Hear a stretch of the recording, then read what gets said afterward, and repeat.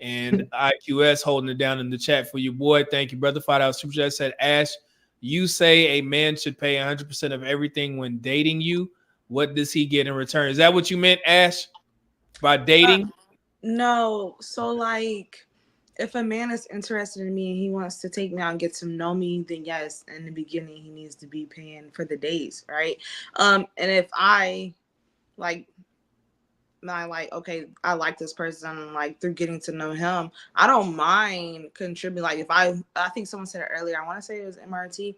If I say like if I initiate a date, I don't mind paying. But most of the time the guy's gonna be like, nah, I got it anyway.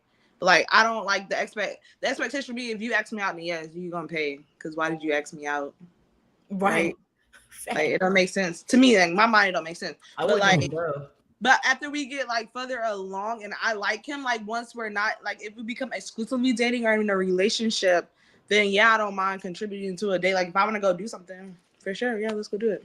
You know what's funny? I seen the reverse from a discussion that was had on the Breakfast Club by Fancy from Jamie Foxx, Garcelle Bouveau, whatever her last name is. Mm-hmm. She said that she went after a guy and asked him out on the date, and she got mad that he didn't pay. That's and crazy. They were like, well, you asked him out. Yeah. Right. And she's like, what? But yeah, so that's funny. So both ways. She's like, yeah, if a man, if he asks me out on a date, he should pay. If I ask him out on a date, he should pay. It's like, he wasn't trying to pursue you, so why wouldn't he? Like, why invest in something you don't want? Right. Why am I paying for something that I'm not gonna get a return on? What do you mean? Because like I've said before, and I'll say it again, every date I take a woman on is an investment in the bank of cheek clapping, and at some point I'm gonna want to withdraw. So why am I gonna keep paying for something that I'm not getting a return on? I'm not getting a return on this investment. Okay, but what are you going out for? Are you taking her out exclusively so you can get the cheeks and it could be a cheek thing, or is this gonna be okay? Yes. But see, and then after I'll see who she really is. It's called post-nut clarity. I'll see who she is after that. But I don't see for who you are. Listen, does she know this before the date? Oh, good. It don't matter. If she listens to this podcast, she is. But listen, here's the thing, though. If I'm taking you out, and I think Ash said it, she's like, well, as we go out more, I may get to like you. So that mean you don't like me from Jump Street? No. I don't know. New York Times put an article in the newspaper talking about how women go on dates for free food. Listen, I am not your sponsor. I only sponsored a kid in Africa one time. So what I'm saying to you is, if I'm not getting a return on my investment, then it's gonna be 50-50, or if we go on to Red Lobster, you're gonna pay half yours, I pay half mine. But yeah, nope. But I think women know. I don't know. I think if a woman is going out for free meals, which I think is that is stupid. It's sad. It is sad. That's the word I'm looking for. It's sad. If they're going out on free meals, it's probably because they already know that you're investing for the cheek clapping. Nah. if they know, hey, look, he's probably taking me out, or he is taking me out because he wants the cheeks, I'm gonna go get this free meal and I'm gonna ghost him after, or see how many more free meals I can get before he finds out I'm not giving him nothing. And that's why dudes are never killing. That goes to the point of why men had to put a cap on how many times they take a woman out before they get what they're they've invested all this time. So that's why you hear the conversation about cutting it off at the 3-date minimum. But that does make sense, because there are women out there, according to that New York study, it was about, I think they said 34 to 44% of women go on dates just because of the free food. So men have to take that into consideration when they take women out on dates, and put a cap on how many times they're going to take a woman out before they stop getting the ass out hug. You know what I'm saying? And they got to figure it out. Hey, But wouldn't that go on the man's part as far as vetting her out before he actually spends the money to do that? Because I personally, not saying you can look at someone and tell, but a couple of conversations, especially just getting to know like their mindset, you can kind of tell if this is someone that you want to be interested in the long run to, take care of and to pay bills for them. But I would say that's on the man's part for not vetting her correctly, because to me, those women stand out. You can see them. They are not hiding, and they are not ashamed about using a man for free, whatever. They are not ashamed. We had this conversation before. We had this conversation about the vetting process or whatever, and I was trying to educate men on how to get to know a woman prior to the date. You can't meet a woman on Friday talk to her on Saturday, schedule a date for next Friday, and y'all never talk in between. Right. And then when you get to the date, it's like you're dating a stranger. Exactly. And that's what a lot of guys are doing. They'll meet the girl, secure the date, set the time for a week later, and then they'll give vanilla, text responses. Good morning, beautiful. How you doing? How was your day? Okay. And then you go, and then Friday comes, and you're going on a date with a strange woman. So now she's not comfortable with you. She don't know nothing about you. So now she's going to be like, well, I don't know this guy, so I may as well get something free. And that's where the backup plan or the contingency plan of the 3-date rule comes into play. So you should be trying to get to meet that or know that woman prior to the date, to where when you first see her, you're getting a hug and an embrace. Like, oh man, I was looking forward to this or whatever. It's a whole process that I think there is a huge disconnect in these spaces that a lot of men don't feel when they give men relationship and or dating advice, right? Get the number, set the date, and then go talk to her. No, that's not how it works. But let me get to these. As you heard, a lot of them, the drive is for the cheek clapping. It's not really to get to know the person. And from how, I'm just talking about how some people spoke. That's what I'm talking about. So if you're actually for something substantial, then there's a whole different approach to it. And that's what I'm talking about. I'm not entertaining the ones that just want to do the cheek clapping, just wasting people time, getting free meals. I'm not talking about those. And that's why I said when I talk about talking through toxicity, that's what I'm talking about. Right. As in to say, like, it's where your mindset is, what you're disciplined for, how you move, and what you expect out of life. Mm-hmm. I want to clear something up real quick. That's every man. Ladies, and I'm gonna be perfectly honest with you. I'm talking about, because you're saying they want more. Every man wants more, but they also want cheeks. From Stephen Urkel to Stefan Urkel, it don't matter. A man don't invest in a woman if he's not trying to have sex with her. So that's gonna be a giving. And instead of trying to separate, the men that's there for something else and the man that's there for cheeks are two different guys. They're not. They're all the same.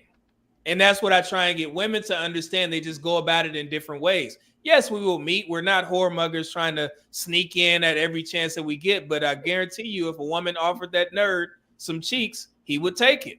But I'm not talking specifically about that. I'm talking about those who, because you remember you hold the gateway for a relationship.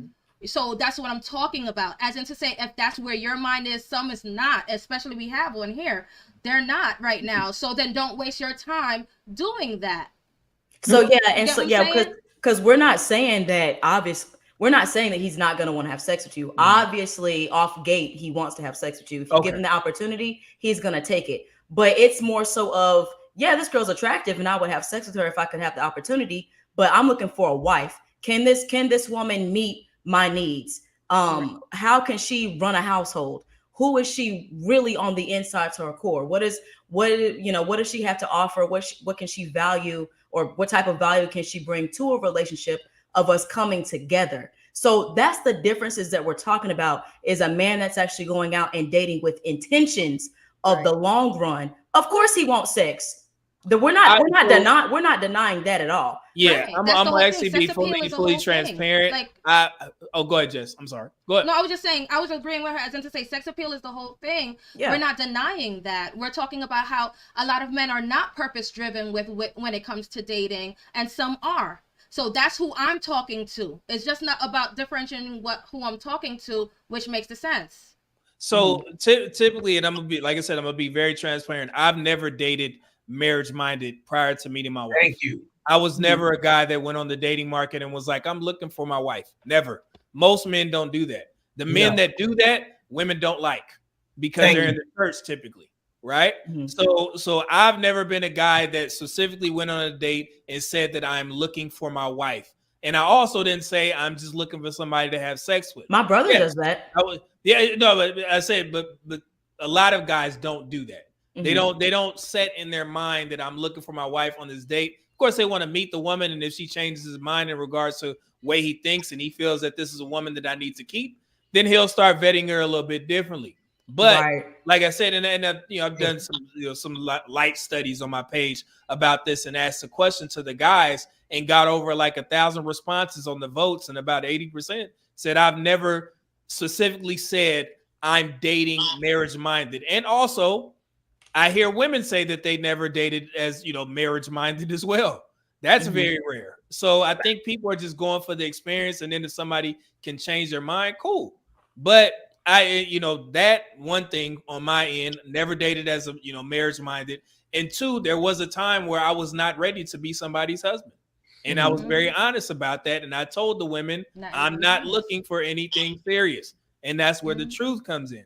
So yes, I can admit that if I'm on my purpose and I have to get some degrees, I'm deploying, I'm not ready to be nobody's husband. So I got to be honest if I still want female attention and female company.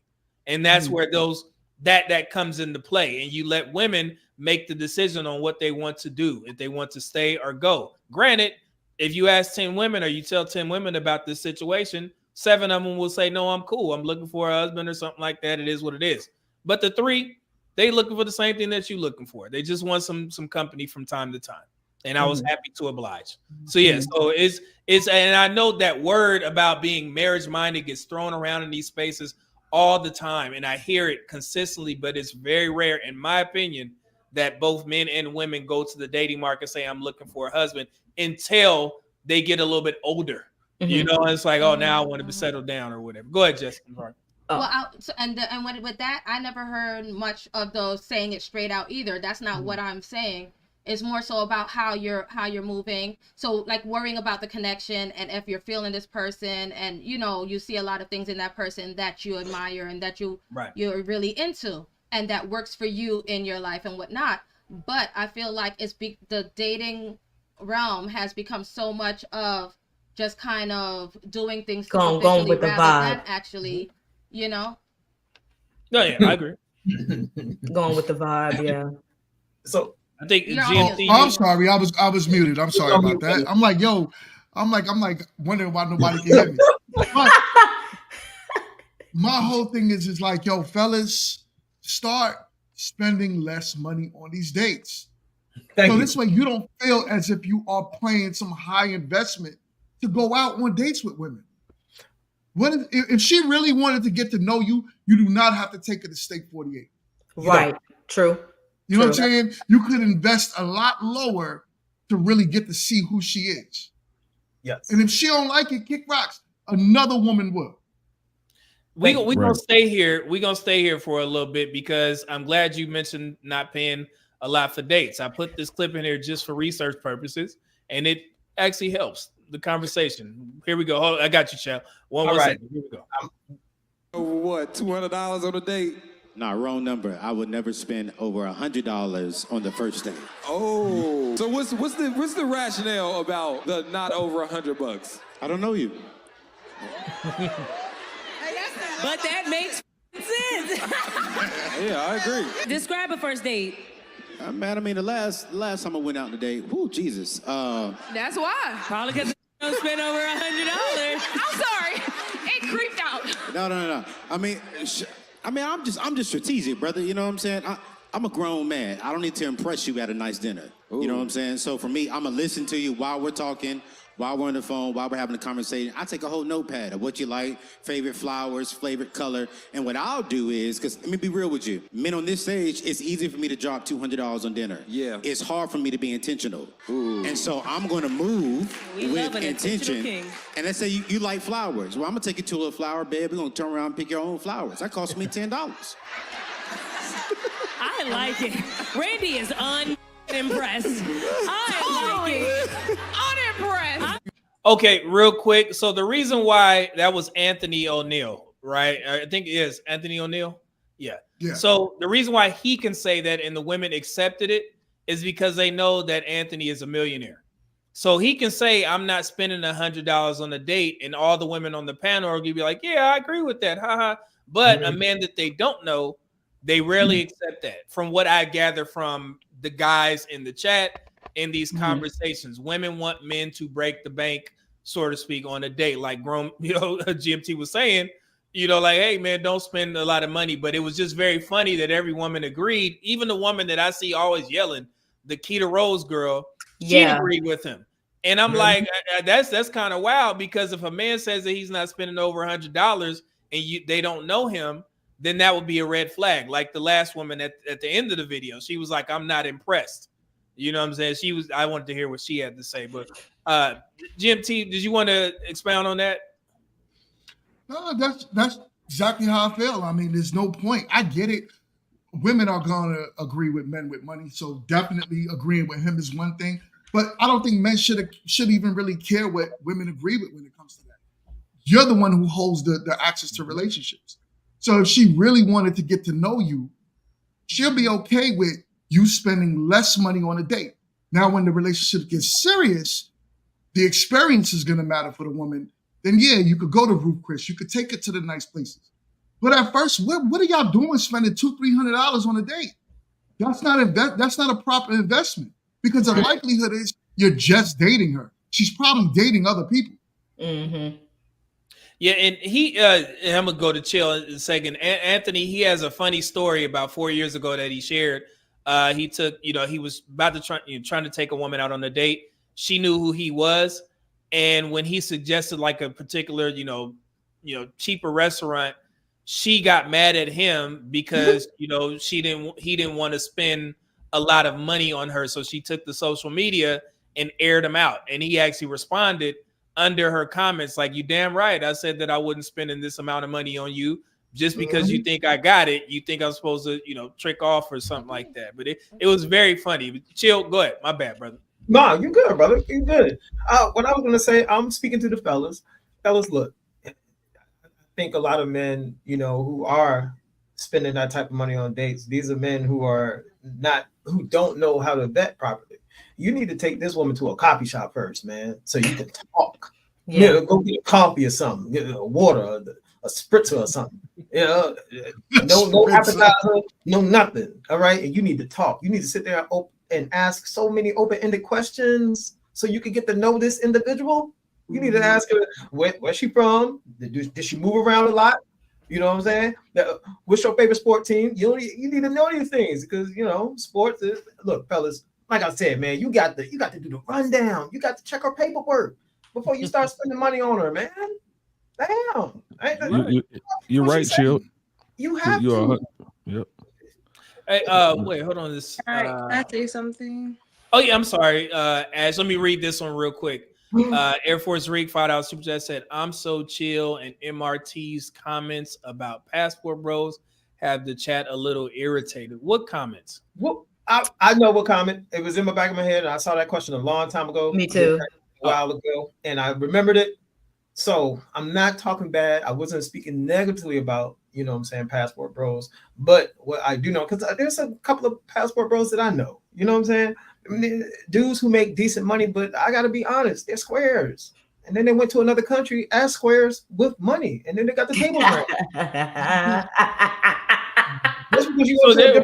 When did y'all have this conversation?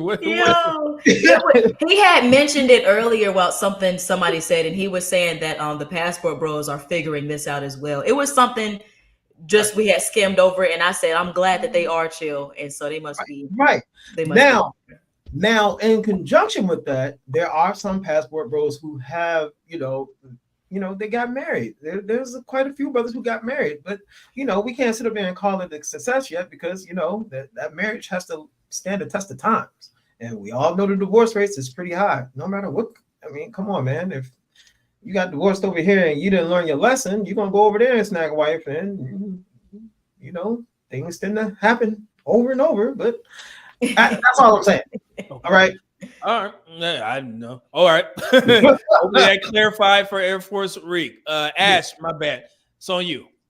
Yeah. So about these expensive first dates, I think men have to do some self-reflection and think about the person that they're dealing with. Because if a woman's requiring you to spend an arm and a leg, it's a big chance that she don't really like you. Like she's just literally there to eat a good meal or whatever, right? But the guy needs a woman, at least, and I can't speak for every woman, but for me specifically, I can't entertain someone I don't like. I will leave a date halfway through if I'm not feeling somebody because I'm not gonna waste my time. I'll be polite about it, but when someone don't like you, Right. You know? So a lot of I understand guys be complaining, but like some of that is on y'all. Like it's y'all's fault for even being with that girl. You know she don't like you. She don't text you back. Like she not talking to you. She just showed up for the date, and she even being drawn a date. Like she's not into you. You just a lot of time men use their pockets to get the cheeks. I was just about to go ahead, Ash. I was just about to, and that's what you get. That's honestly what you get.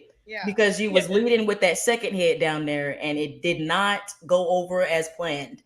Yeah, and I think this is why these spaces are important, so we can kind of stop men from going down that path, or actually vetting these women in a proper way. And real quick, and guys, they you know, the way that I explain how I used to date, I'm very good at the in between time from when I meet to when we have the date. Talking until we get to the date, knowing, you know, getting to know you, that was where I shine. So when it was time for us to pick a, you know, actual restaurant, I would let her pick. Cause I don't, you know what I'm saying? Cause I knew that she wasn't trying to get over on me and she liked me, and she's going to be mindful of how much she going to spend on that dang date. And she going to look and be like, oh, I always wanted to go here. And I look at the price and it's rather reasonable because you're not trying to get over me. And it always worked for me, but that's counterintuitive to what a lot of men are taught. They say, hey, you supposed to be the man, you pick the date because she going to try and spend, you know, pick something crazy. But that was kind of my test to see if she was trying to use me or not. Pick the date and see what it is. I never had any issues on that. So Jess, it's on you. Sorry. Okay, so real quick, and that's what I wanted to kind of go back to, because you said that earlier, as in that in-between time. That's actually where it shows the interest and everything before you even go on a date, and that is a very important time. So I like that you actually suggested that. I also liked in the video where the guy said, and you know, I didn't even know about he had money and all that stuff. I didn't know all of that. So but what I liked was with the conversation, he found out that she liked flowers, and he took her to a flower shop. You know, those are the kind of things that show that bonding, that listening, that, you know, like actually quality time that, you know, moves somewhere rather than, you know, just going to the date, spending money and all that other stuff. I think if it's someone who is really about quality, you can tell. Yes. You can tell. And I feel like we have to be more aware of that, and more like just look out for that with anyone. I want to jump in real quick. I'm sorry. I want to address the fellas in the comment because, you know, what am I super chats? What's going on? So fellas, when I say square, I'm not talking about, look, successful men are successful, but when I'm talking about square, let me dial it in. I'm talking about men who lack that dominance. You know what I'm saying? Men who tend to make a lot of compromises. You know what I'm saying? I didn't want to say simp, but you know, because everybody hear it all the time. But it's the same thing as a square. You know what I'm saying? And women, they shit test these guys all the time. You can be successful as you want.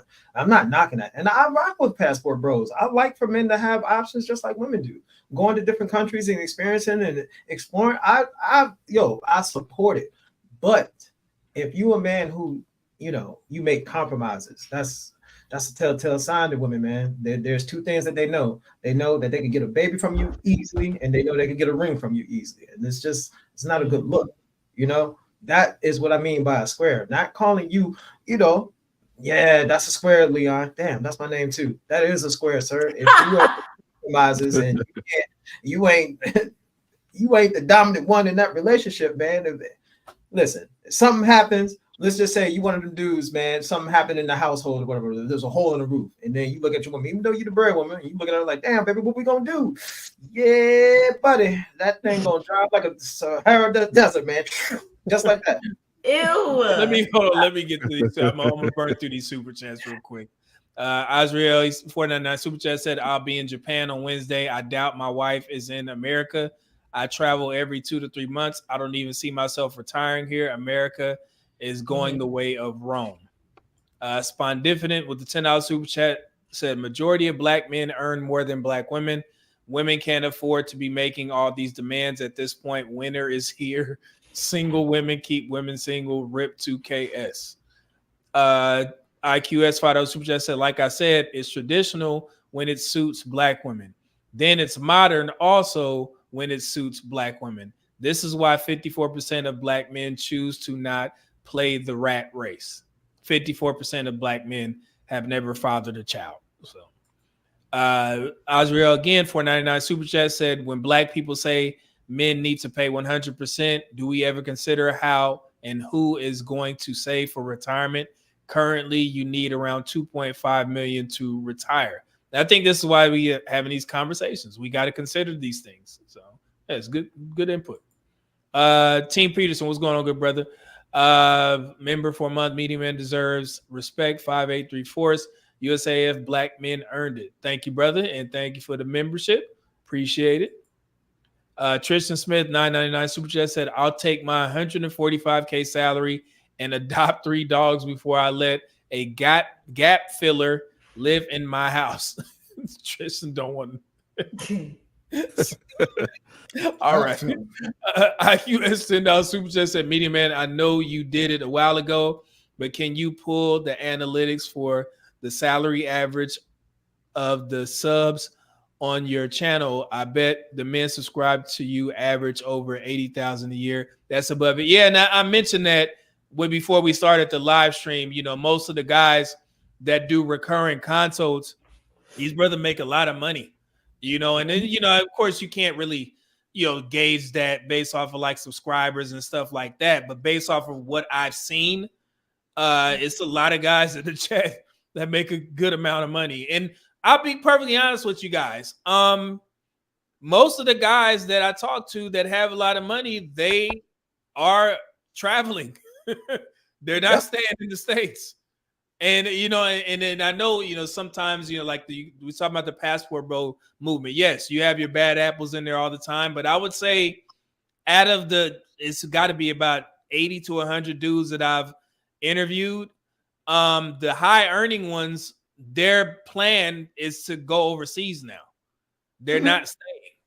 And I noticed that I'm going to have to put some analytics together and look at my notes, but it's very high. Most of the conversations lead towards talking about my experiences from traveling to 50 countries. They asked me, how was it here? How was it there? Because I'm thinking about moving here when I, you know, get everything in order.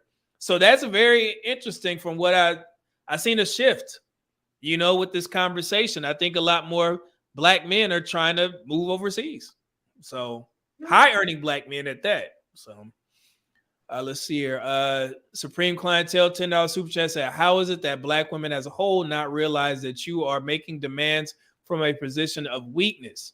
You forfeited your leverage when you chose to be out from the covering of your father. Okay. Anybody want to? Well, let me get to the super chats. That's good. Yeah, that can go a long way. Leon 008, $10 super chat said, I am married. My wife pays half the mortgage and she pays the water bill and her car note. I pay everything else. We had a tornado a few months back and my deductible was $2.5K, $2,500. She gave $1,000 towards it. Okay.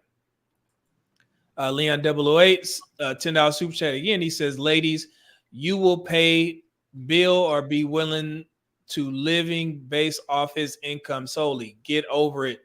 What you need, he pays for. What you want, you will pay out of your income. Lower the standard of living or pay.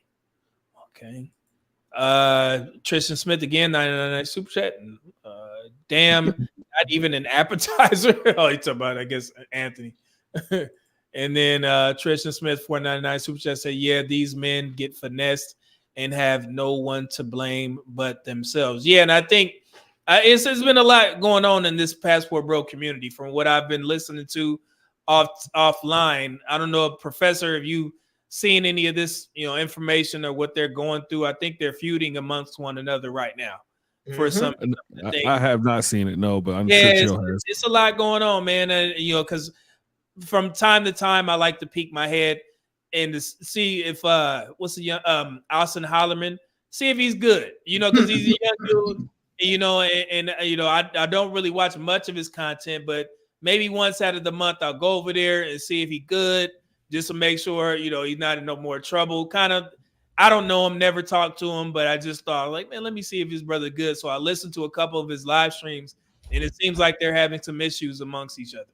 and they got to work them out. So it's not my place to talk about it, but yeah, I noticed that. So, and I know the chat, they could probably, speak to that. They probably know what the hell is going on. But yeah, it's very tough. But yeah, that passport bro thing is very popular. Contagious. I know we